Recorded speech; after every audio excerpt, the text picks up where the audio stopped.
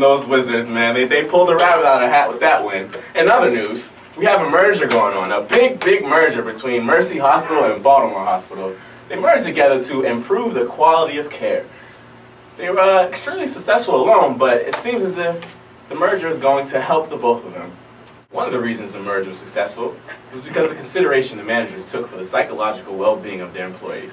We've got Zach Sirleaf here with the inside scoop on this merger. Thank you, Eric. This merger has been 2 years in the making, and hospitals all over the country are starting to build partnerships just like this one. Baltimore Hospital and Towson Hospital have been trying to improve patient care and reliability, and this merger has been doing exactly that. By considering the feelings of employees, managers were able to make this merge go over smoothly. Whenever implementing change in an organization, it is important to consider the psychological contract, or the unwritten rules of expected behavior between manager and employee. Managers told employees up front, before any signage of contract, that this merge was going to happen, thus preparing them for the change they were about to experience. By staying open-minded and listening to employees' thoughts and concerns, managers were able to better prepare both organizations for the merge. They learned that it is important employees keep their job, their reputation, their processes the same. They learned employees were eager to know what they could about the company they were about to partner up with. In providing this info, managers gained their employees' trust.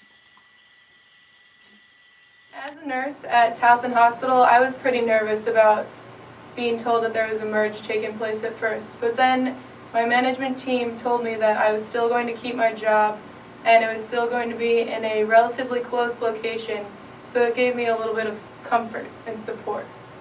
Then I was also nervous about who I was going to be working with, whether I was going to be working with nurses who I already was comfortable with, or doctors who I was comfortable with, or even the same patients. But then my management team also told me that it was going to be okay and everything was going to be the best of both worlds, as one might put it, the best nurses and the best doctors of the two hospitals merging towards one, and I was going to be one of those.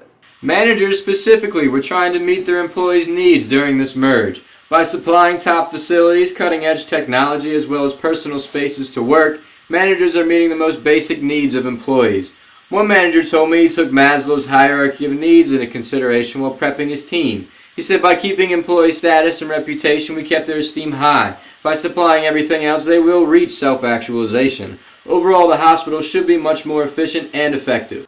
I've actually been a patient of both hospitals. I used to get my radiology done at Towson Hospital, and my primary care physician was at Baltimore Hospital. Since the merger, I've just noticed that all my records are in the same place and there's no hassle to run around town and get treatment.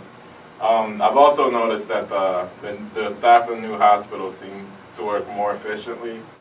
I see some familiar faces from both hospitals, and this new hospital seems to have retained only the best employees from both. So the new hospital is really efficient and seems to be working like a well-oiled machine. The new hospital doesn't have a name yet, but will have one soon. The merge will be complete in about 12 months. Zach Sirleaf, HCMN News.